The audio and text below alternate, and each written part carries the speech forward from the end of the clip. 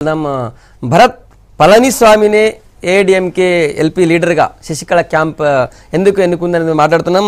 మీరు మాట్లాడుతున్న కట్ చేశాను. చెప్పండి, పళనిస్వామి ఎందుకు అంటే గౌండర్ కమ్యూనిటీ నుంచి చాలా పవర్ఫుల్ కమ్యూనిటీ తమిళనాడులో.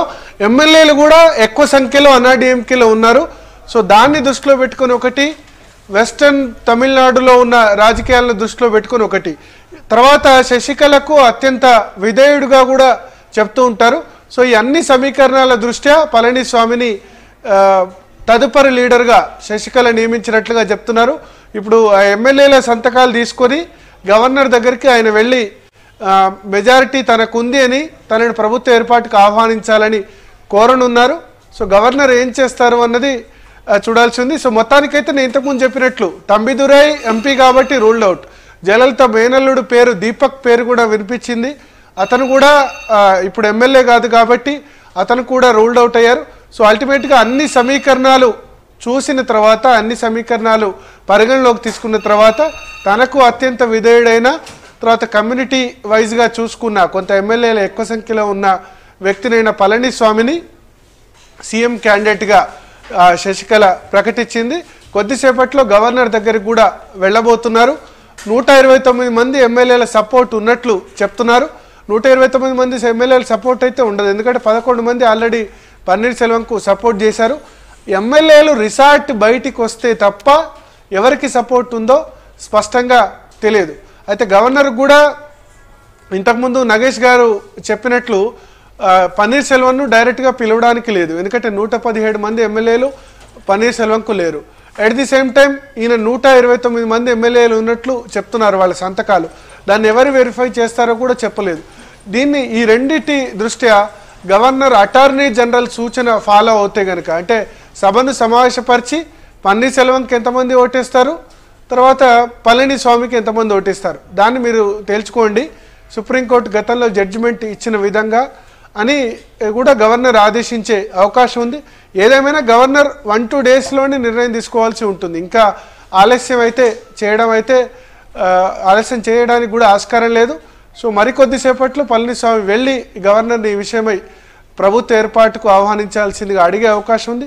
ఐదర్ పళనిస్వామినా, లేకపోతే పన్నీర్ సెల్వన్నా, లేకపోతే అటార్నీ జనరల్ సూచన మేరకు ఎవరిని ప్రభుత్వ ఏర్పాటుకు పిలవకుండా శాసనసభను సమావేశపరిచి ఇటు వాళ్ళు అటు వాళ్ళు ఇద్దరు కోరుతున్నారు కాబట్టి, పన్నీర్ సెల్వం కోరుతున్నారు, పళనిస్వామి కోరుతున్నారు కాబట్టి ఎవరికి ఎంతమంది ఓటేస్తారో ఓటేయండి అని 1998లో ఉత్తరప్రదేశ్లో ఇదే విధంగా జరిగింది. దాన్ని గవర్నర్ రిపీట్ చేస్తారా అన్నది చూడాల్సి ఉంది. రైట్ భరత్, మనం ఇంత చెప్పినట్టుగా విజువల్స్లో చూస్తున్నాం. నిన్నటి నుంచి ఒక్క ఎమ్మెల్యే కూడా గోల్డెన్ బే రిసార్ట్ నుంచి బయటకు వచ్చినటువంటి దృశ్యాలు మనం చూడలేదు. లోపల నుంచి కొన్ని సోషల్ మీడియాలో వచ్చాయి తప్ప. ఇప్పుడు పళనిస్వామి లెటర్ చూపిస్తున్నటువంటి లెటర్ని చూస్తున్నాం విజువల్స్లో. ఆయన మొత్తం 129 మంది నాకు మద్దతు ఉందని చెప్తున్నారు. సో వాళ్ళందరూ సంతకాలు ఉన్నాయని కూడా చెప్తున్నారు. అవన్నీ ఆ లెటర్నే ఇప్పుడు గవర్నర్కి పంపించారు కొద్దిసేపటి కింద అంటున్నారు. సరే, మొత్తానికైతే ఎల్పీ లీడర్గా పళనిస్వామి ఎన్నికైన తర్వాత నెక్స్ట్ నన్నే పిలవాలని చెప్పి ఆయన అడుగుతున్నారు. శశికళ కూడా గవర్నర్ కలిసి అడిగేటువంటి అవకాశం ఉంది అంటున్నారు. మరి ఆయన పిలుస్తారా? మీరు అన్నట్టు ఓపీఎస్ నాకు కూడా అవకాశం ఇమ్మన్నారు కాబట్టి ఇస్తారా, ఆయనకు అవకాశం ఇస్తారా చూడాలి. నగేష్ గారు మీకేమనిపిస్తుంది? ఇప్పుడు ఈ లిస్టులు నమ్మడానికి ఎక్కడ నేనైతే నమ్మటలేదు. ఎందుకంటే ఆ లిస్టు 134 నుంచి ఇప్పుడు 119 పోలీసు వాళ్ళు చెప్పారు. ఇప్పుడు భరత్ చెప్పింది 129 అయింది. ఇటుపక్క పన్నీర్ సెల్వం లిస్టు చూస్తే అది ఒకసారి ఎక్కుతున్నది, ఒకసారి తగ్గుతున్నది.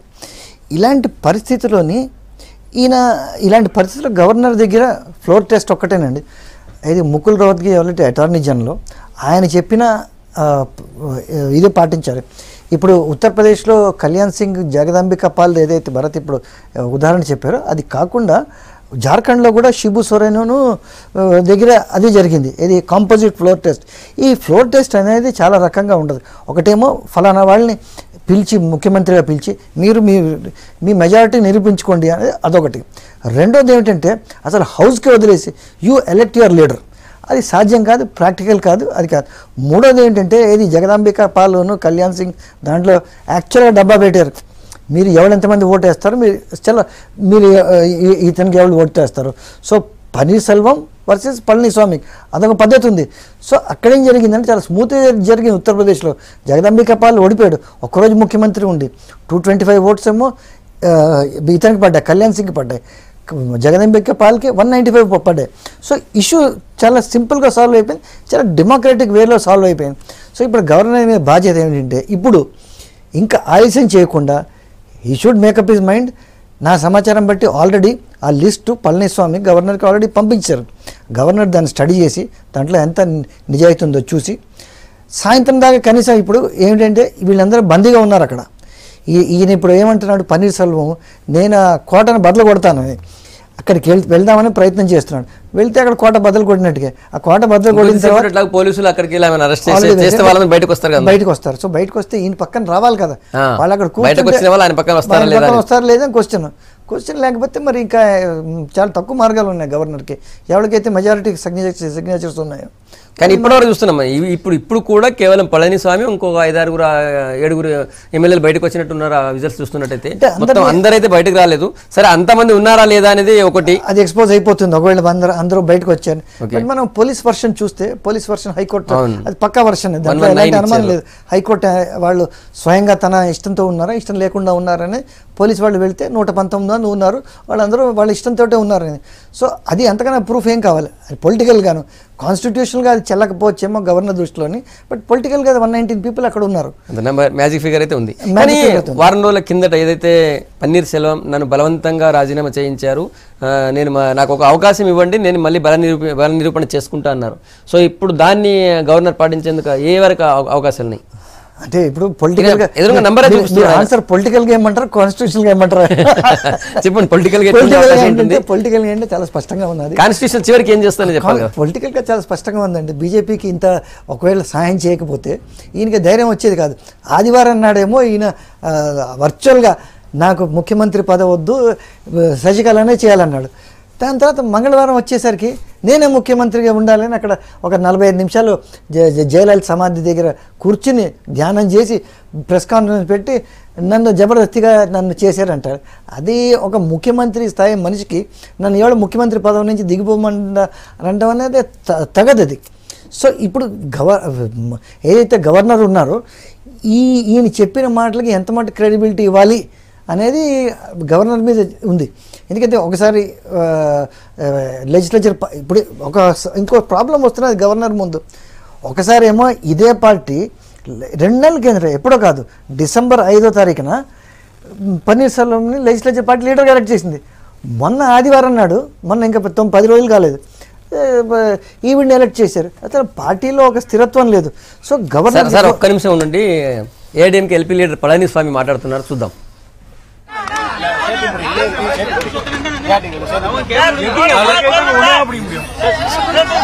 கழக பொதுச் செயலாளர் மாண்புமிகு சின்னம்மா அவர்களுடைய தலைமையில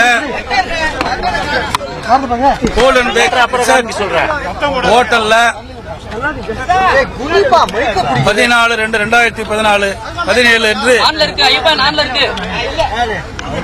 சட்டமன்ற அனைத்து இந்திய அண்ணா திராவிட முன்னேற்ற கழகத்தினுடைய சட்டப்பேரவை உறுப்பினர்கள் கூட்டம் நடைபெற்றது. இந்த கூட்டத்தில் கழகத்தினுடைய பொருளாளர் மாண்புமிகு அமைச்சர் அண்ணன் திண்டுக்கல் சீனிவாசன் அவர்கள் அனைத்து இந்திய அண்ணா திராவிட முன்னேற்ற கழகத்தினுடைய சட்டமன்ற கட்சி தலைவராக எடப்பாடி கே பழனிசாமி என்னை அறிவித்தார், தேர்ந்தெடுத்தார். அறிவித்து அனைத்து சட்டப்பேரவை உறுப்பினர்களும் ஒருமனதாக தேர்ந்தெடுத்தார்கள். அனைத்து சட்டப்பேரவை உறுப்பினர்களும் சட்டமன்ற கட்சி தலைவராக ஒருமனதாக தேர்ந்தெடுத்தார்கள் என்பதை இந்த நேரத்தில் தெரிவித்துக் கொள்கின்றேன். மாண்புமிகு அம்மாவுடைய அரசை அமைப்பதற்கு ஆளுநர் அவரிடத்தில் கடிதம் அனுப்பியுள்ளோம், உரிமை கோரும் கடிதம் அனுப்பியுள்ளோம். அவர் அழைப்புக்காக எதிர்நோக்கிக் கொண்டிருக்கின்றோம். மாண்புமிகு சின்னம்மா அவர்கள் அனைத்து சட்டமன்ற உறுப்பினர்களுடைய ஏகோபித்த ஆதரவோடு அனைத்து இந்திய அண்ணா திராவிட முன்னேற்றத்தினுடைய சட்டமன்ற குழு தலைவராக என்னை ஒருமனதாக தேர்ந்தெடுத்துள்ளார் என்பதை மீண்டும் வலியுறுத்தி தெரிவித்துக் கொள்கின்றேன். உரிமை கடிதம் கவர்னருக்கு அனுப்பியுள்ளேன். கவர்னர் அழைத்தவுடன் அங்கே சென்று சட்டமன்ற உறுப்பினர்கள் கையொப்பமிட்ட கடிதத்தை அவரிடத்திலே அளிப்போம். முதலமைச்சர் ஓபிஎஸ் வந்து அறிக்கை விட்டிருக்கிறாரு, ஒற்றுமையுடன் இருக்கணும் அப்படின்னு சொல்லிட்டு.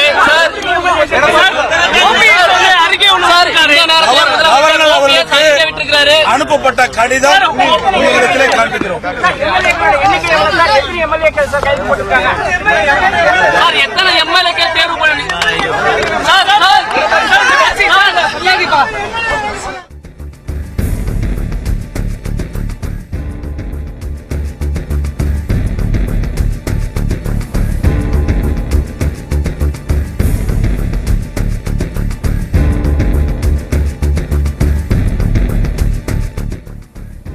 అది శశికళ క్యాంప్ ఏఐడిఎంకే ఎల్పీ లీడర్గా ఎన్నుకున్నటువంటి పళనిస్వామి ఇంతకుముందు మాట్లాడారు. తననే ముఖ్యమంత్రిగా ఏకగ్రీవంగా అందరూ ఎన్నుకున్నారు ఎల్పీ లీడర్గా, కాబట్టి తానే ముఖ్యమంత్రి అయ్యే అవకాశం ఉంది. నేను గవర్నర్ దగ్గర కూడా వెళ్తామని చెప్పారు ఆయన ఇంతకుముందు. ఒకటి నగేష్ గారు, పళనిస్వామి మాట్లాడిన తర్వాత మొత్తం ఎమ్మెల్యేలందరూ కూడా నన్ను ఏకగ్రీవంగా ఎన్నుకున్నారు, నేనే ఎల్పీ లీడర్ని, నన్నే ముఖ్యమంత్రి అభ్యర్థిగా పార్టీ ప్రతిపాదించిందని చెప్తున్నారు. సో ఇప్పుడు ఆయనని గవర్నర్ ఏ మేరకు పిలిచే అవకాశం? మనం ఇంతకుముందు మాట్లాడాం, మళ్ళీ ఆయన చెప్పాడు కాబట్టి అది ఆయన చెప్పే ధైర్యం బట్టి ఆయన మొత్తం పూర్తి మెజార్టీ నాకు ఉంది అంటున్నారు ఆయన. ఇప్పుడు శశికళకి ఈయనకి లెటర్కి ఒక తేడా ఉంది. శశికళ లెటర్లోని మనం చూసాం, అదేంటి జయలలిత సమాధి మీద పెట్టారు పెద్ద కవర్లో. ఆ లెటర్లో ఏముండేదంటే దాని తర్వాత గవర్నర్కి సమర్పించినప్పుడు కూడా మీరు విజువల్స్ చూపించారు. ఆ విజువల్స్లో ఏముందంటే ఒక లెటర్ ఉంది, దాని తర్వాత ఒక లిస్ట్ ఆఫ్ ఎమ్మెల్యేస్ ఉంది. ఇక్కడ ఆయన చూపిస్తుంది దాంట్లో లిస్ట్ లేదు, ఒక లెటర్ ఉంది. ఈయన ఏం చెప్తున్నాడంటే నేను గవర్నర్కి లెటర్ పంపించాను, నా తరఫున 129 ఎంతమంది ఎమ్మెల్యేస్ నెంబర్ చెప్పలేదు, నెంబర్ చెప్పకపోవచ్చు. అంటే నేను చెప్పేది ఏమిటంటే మెజారిటీ ఎమ్మెల్యేలు ఉన్నారు కానీ ఏకగ్రీవంగా ఎన్నుకున్నారు, ఎంతమంది ఉన్నారో అని చెప్పలేదు. సో ఇప్పుడు ఇలాంటి నేను అనుకోవడం ఈ రోజు ముగించే లోపున గవర్నర్కి డెఫినెట్గా పన్నీర్ సెల్వం కూడా ఒక లెటర్ పంపిస్తారు, నా తరఫు నుంచి ఇంతమంది ఎమ్మెల్యేస్ ఉన్నారు, వాళ్ళు అక్కడ బందీలు ఉన్నారు, వాళ్ళు నా తరఫున వస్తారు, నాకు అవకాశం ఇవ్వండి నాకు గవర్నమెంట్ ఫామ్ చేయడానికి అనేది. ఎందుకంటే ఇప్పుడు ఆ సంక్షోభం పన్నీర్ సెల్వం క్యాంప్లో పోయింది. ఏ సంక్షోభం, వీళ్ళందరూ అక్కడ ఎమ్మెల్యేలు బందీగా ఉన్నారు అనేది. ఇప్పుడు ఒకవేళ వీళ్ళంతా రాకపోతే ఇటు సైడు పన్నీర్సెల్వం సైడు, పన్నీర్సెల్వం మొదటి నుంచి నిజం చెప్పటం లేదు, ఆయన తాటాకి చెప్పలే, ఈయన తరఫున ఎమ్మెల్యే లేరని మనం అనుకోవాలి. ఇప్పటికీ సాయంత్రంలోగా ఆయన ప్రూవ్ చేసుకోకపోతే ఇంకా బందీలుగా లేరు అనుకోవాలి. ఇప్పుడు ఇక తీర్పు వచ్చేసింది, ఇక డిసైడ్ అయిపోయింది. ఎవరైతే ఇన్ని రోజులు ఆవిడకి లాయల్టీ చూపించారో శశికళకి, ఇంకా లాయల్టీ చూపించి ఆ గోల్డెన్ బే రిసార్ట్స్లో ఉండే అవసరం లేదు. ఇప్పటికైనా బయటకు వచ్చి వాళ్ళు తన లాయల్టీ ఎటుపక్క పార్టీ తరఫున అయితే లాయల్టీ గురించి మాట్లాడుతుంటే ఇప్పుడు పన్నీర్సెల్వం ఒకటి అంటారు, వినడానికి బాగానే ఉంది. ఏంటి మనం కాపాడుకోవాలి, ఏఐడిఎంకే కాపాడుకోవాలి, డిఎంకేని దూరంగా ఉంచాలంటే మనం అంతా కలిసికట్టుగా ఉండాలి. ఆయనకి వర్తిస్తుంది అది. ఆయన మరి అటుపక్క ఇప్పుడు తేవర్ కమ్యూనిటీ నుంచి ఈయనున్నాడు, శశికళ కూడా తేవర్ కమ్యూనిటీ. ఇందాక భరత్ చెప్పిన point important point. Palaniswami governor కమ్యూనిటీని ఇంకోసారి గవర్నర్ కమ్యూనిటీకి అవకాశం ఇచ్చి తేవర్ కమ్యూనిటీని జనరల్ సెక్రటరీగా ఎవరో ఒకళ్ళు ఉండొచ్చు కదా. తంబిదురాయ్ కానీ శశికళ ఆఫ్కోర్స్ ఇంకా రూల్డ్ అవుట్, పార్టీ పరుగు పోతుంది. జైల్లో ఉన్న వాళ్ళని జనరల్ సెక్రటరీగా పన్నీర్సెల్వం ఉండొచ్చు కదా. సో ఇప్పుడు పార్టీ యూనిటీ కావాలంటే వాళ్ళు ఈ కాస్ట్లన్నీ పక్కన పెట్టి వాళ్ళు ఒకళ్ళేమో జనరల్ సెక్రటరీ కావాలి, ఒక లీడరు, ఇంకో లీడర్ ఏమో లెజిస్లేచర్ పార్టీ లీడర్ కావాలి. బట్ మళ్ళీ పదే చెప్పింది ఏమిటంటే తొందరగా ఇంకా గవర్నర్ దగ్గర ఆప్షన్స్ ఇంకా తగ్గిపోయి ఆయన అన్న లీగల్ ఒపీనియన్స్ కూడా తీసుకున్నారు. ఇంకా ball is in his court, నిర్ణయం ఏం తీసుకుంటారో ఇంకా లీగల్ ఒపీనియన్ అనేది పనికిరాదు. ఇంకా ఆయన he has to take a decision. Last moment వచ్చింది, ఇంకా రేపో ఎల్లుండో ఆయన అసెంబ్లీ పిలవడానికి కొంచెం టైం కావాలి. బట్ ఇన్విటేషన్ మాత్రం ఇవ్వచ్చు, ఇన్విటేషన్ టు లేకపోతే స్వేరింగ్ ఇన్ చేయొచ్చు. సో గవర్నర్కి ఇంకా ఆ నెక్స్ట్ స్టెప్ వేయాలి. ఇప్పటిదాకా బాగానే చేశారు, ఇంకా తప్పు చేస్తే పార్టీకి ఒక ఇది వస్తుంది. నేను ఇంకోటి చెప్తాను, ఇందాక పొలిటికల్గా బీజేపీ కన్వీనియంట్ ఉన్నదంటే పన్నీర్సెల్వంకి ఇవ్వాలి. కాన్స్టిట్యూషన్గా వెళ్ళాలంటే ఎవరైతే ఎక్కువ ఎమ్మెల్యేల సంఖ్య చూపిస్తారో వాళ్ళు వెళ్ళాలి. సో ఇప్పుడు బీజేపీకి కూడా అది ఒక డైలమా. ఎందుకైతే దీంట్లో గవర్నర్ సరే ఒక డెసిషన్ తీసుకుంటారు, హోమ్ మినిస్ట్రీ కన్సల్టేషన్ కూడా ఉంటుంది. సో హోమ్ మినిస్ట్రీ అంటే ఇంకా చాలా మటుకు ఇంకా బీజేపీ కదా. సో ఇవన్నీ ఇష్యూస్ ఉన్నాయి, ఏది ఇవాళ రేపట్లో డిసైడ్ అయ్యేవి. రైట్, భరత్ దగ్గరికి వెళ్దాం ఒకసారి. భరత్, ఇంతకుముందు పళనిస్వామి ఏఐడిఎంకే ఎల్పీ లీడర్, కొత్తగా ఎన్నికైనటువంటి ఎల్పీ లీడర్ పళనిస్వామి మాట్లాడింది విన్నాము. నాకు పూర్తిగా అక్కడ ఉన్నటువంటి ఎమ్మెల్యేలందరూ కూడా ఏకగ్రీవంగా నన్ను ఎల్పీ లీడర్గా ఎన్నుకున్నారు. మేము దానికి సంబంధించిన లెటర్ని గవర్నర్కి ఫార్వర్డ్ చేశాం. నన్ను గవర్నర్ నుంచి ఎప్పుడు పిలిపిస్తాం ఎదురు చూస్తున్నాం, గవర్నర్ నుంచి వచ్చేటువంటి కాల్ కోసం ఎదురు చూస్తున్నాం అన్నారు. నిజంగా గవర్నర్ ఆయన పిలిచే అవకాశం ఉంటుందా? ఇప్పుడు ఆయన చెప్పిన తర్వాత మొత్తం నాకు ఏకగ్రీవంగా మొత్తం ఫుల్ మ్యాజిక్ ఫిగర్ అందరు నాకు నంబర్ ఉంది అంటున్నారు ఆయన. ఎస్, గవర్నర్ పిలిచేందుకు అవకాశం ఉంటుంది. ఎందుకంటే ఎమ్మెల్యేలు ప్రస్తుతానికైతే ఎక్కువ సంఖ్యలో పళనిస్వామి దగ్గర ఉన్నారు. కానీ ఆయన పిలుస్తారా లేదా అన్నది చూడాలి. ఎందుకంటే ఈ నెంబర్ విషయంలో కూడా రకరకాలు వస్తున్నాయి. మొదలేమో 134 మంది ఎమ్మెల్యేల సపోర్ట్ ఉందని ఫస్ట్ శశికళ అన్నారు, ఆ తర్వాత మొన్న 129 మంది అన్నారు. నిన్న పోలీసులు మద్రాస్ హైకోర్టుకి ఇచ్చిన అఫిడవిట్లో మొత్తం 119 మంది ఎమ్మెల్యేలు ఉన్నారు. సో ఇక నెంబర్ విషయంలో చాలా సందేహాలు ఉన్నాయి. సో గవర్నర్ కూడా దీన్ని కారణంగా చూపి ఈ సంతకాలు నిజమా కాదా అని వెరిఫై, ఇప్పుడు గవర్నర్ ఒకటి ఆదేశించే అవకాశం ఉంది. ఎమ్మెల్యేలు ఎవరైతే సపోర్ట్ చేస్తున్నారో వాళ్ళందరినీ తన దగ్గరికి పరేడ్ చేయించమనో వాళ్ళందరినీ ప్రవేశపెట్టమనో అడగచ్చు. లేకపోతే అటార్నీ జనరల్ చెప్పినట్టు ఉత్తరప్రదేశ్ విషయంలో ఏ విధంగా అయితే ఫాలో అయ్యారు, ఇప్పుడు 2 క్యాంప్స్ ముఖ్యమంత్రి పదవి కోసం అడుగుతున్నాయి. ఒకళ్ళు పన్నీర్సెల్వం, రెండోది పళనిసెల్వం. వీళ్ళిద్దరికి శాసనసభలోనే పెట్టి ఒక బ్యాలెట్ పెట్టి ఇద్దరిట్లో ఎవరికి ఎక్కువ ఓట్లు వస్తాయో ఆ విధంగా చూడొచ్చు. బట్ ఎమ్మెల్యేస్ రిసార్ట్స్ బయట నుంచి వచ్చిన తర్వాత ఏ విధంగా బిహేవ్ చేస్తారో ఎవరికి కూడా తెలియదు. ప్రస్తుతం రిసార్ట్స్లో ఉన్నారు కాబట్టి సపోర్ట్ అని చెప్పొచ్చు. నాగేష్ గారు చెప్పండి. ఏమంటున్నారంటే ఎమ్మెల్యేలందరినీ రాజ్భవన్లో తీసుకెళ్ళి వాళ్ళని ఎందుకు తీసుకెళ్తారు, వాళ్ళు ఎంత సంఖ్య ఉందో లెక్క పెట్టడానికే కదా, పరేడ్ చేపిస్తారు కదా. బట్ రాజ్భవన్లో పరేడ్ చేయడం అనేది అది మంచి సాంప్రదాయం కాదని మనం డిసైడెడ్. ఈ 134 మంది ఎమ్మెల్యేలు లేకపోతే 119 మంది ఎమ్మెల్యేలు రాజ్భవన్కి తీసుకెళ్ళడం అనేది మంచి పద్ధతి కాదని సుప్రీంకోర్టు ఎస్ఆర్ బొమ్మాయి కేసులో స్పష్టంగా ఏం చెప్పిందంటే the strength of the legislature party, the ruling party must be decided on the floor of the house and not on the lawns of the Raj Bhavan. So ఇది ఇప్పుడు రాజ్ భవన్ తీసుకెళ్తే అది చాలా సబ్జెక్టివ్ అయిపోతుంది. నేను మీకు ఒక ఎగ్జాంపుల్ ఇస్తాను. మన దగ్గర 1984లోని నేను అప్పుడు రాజ్ భవన్లో ఉన్నాను. ఎప్పుడైతే ఎన్టీ రామారావుని నాదెండ్ల భాస్కర్రావు టాపులు చేసినప్పుడు ఉన్నది ఎమ్మెల్యేలు 50-60 మంది ఎమ్మెల్యేలు ఉన్నారు నాదెండ్ల భాస్కర్రావు తోటి. నేను 4-5 జర్నలిస్ట్ ఆ రోజు రాజ్భవన్లో దూరిన వాళ్ళు నేను ఒకడిని. చాలా పెద్దవాళ్ళు ఉన్నారు, నేను చిన్నవాడు. ఒక కారులో ఎక్కేసి నేను లోపలికి వెళ్ళిపోయాను. ఉన్నది ఒక 60 మంది ఎమ్మెల్యేలు. రామ్లాల్ ఏం చేశారంటే లెక్క 170 మంది ఉన్నారు, 160 మంది మెజారిటీ ఉందని లెక్క వేస్తారు. అది తప్పనే ప్రూవ్ అయిపోయింది. దాని తర్వాత ప్రభుత్వం మారింది, రామ్లాల్ ఉద్యోగం ఊడింది. సో రాజ్భవన్ అనేది ఇప్పటికైనా నేను అనుకోవడం గవర్నర్ విద్యాసాగర్ రావు వీళ్ళందరినీ రాకూడదు. మొన్న కూడా చెప్పినట్టుగా, నేను ఇందాక చెప్పినట్టుగా ఇటుపక్క నుంచి ఒక 10 మెంబర్ డెలిగేషను ఇది శశికళ తరఫున, ఇటుపక్క నుంచి 10 మెంబర్ డెలిగేషన్ వెళ్ళారు. ఈ రాజ్భవన్లో ఎమ్మెల్యేని పరేడ్ చేయడం అనేది ఏమంటారు మీరు, ఇది మంచి పద్ధత కాదా? అంటే శశికళ మొన్న మనం చూసాం, శశికళ గవర్నర్ను అవసరమైతే మేము పరేడ్ చేయిస్తాం, రాష్ట్రపతి భవన్, కేవలం రాజ్భవనే కాదు రాష్ట్రపతి భవన్ దగ్గరికి కూడా తీసుకొస్తాం మీరు చెప్తే కనుక, మా దగ్గర ఎమ్మెల్యేలు ఉన్నారు అన్న ఆప్షన్ అప్పుడు ఇచ్చింది. సో ఇప్పుడు పళనిస్వామి ఆ విధంగా అంటారా లేదా అన్నది కూడా చూడాల్సి ఉంది ఇష్యూలో. పళనిస్వామి మొన్న అయితే ఖచ్చితంగా ఈ మాట అన్నారు, మేము అవసరమైతే అర్ధ గంటలో తీసుకొచ్చి మీ ముందు పరేడ్ చేయిస్తాం, మమ్మల్ని పిలవండి అన్నారు. సో ఇవాళ ఆ మాట అంటారా లేదా అన్నది కూడా చూడాల్సి ఉంది. సో అల్టిమేట్గా సుప్రీంకోర్టు చెప్పినట్లు రాజ్భవన్ వేదిక కాదు, శాసనసభ వేదికే. బట్ గవర్నర్ ఇక్కడ వెరిఫై చేసుకునేందుకు ఒక మెకానిజం, నిజంగా 129 మంది ఎమ్మెల్యేలు ఉన్నారా వీళ్ళు క్లెయిమ్ చేస్తున్నట్టు, దానికి మెకానిజం ఏంటి అన్నది కూడా ఇప్పుడు చూడాల్సి ఉంది. Okay, thank you Bharat. మళ్ళీ ఒకసారి మీరు పూర్తి వివరాలు తీసుకున్న తర్వాత అప్డేట్ చేద్దాం, మీ దగ్గరికి వస్తాం. థ్యాంక్ యూ నగేష్ గారు, చర్చలో పాల్గొని చాలా విషయాలు చెప్పినందుకు. ఇది ఇప్పటివరకు ఉన్నటువంటి అప్డేట్స్. Stay tune.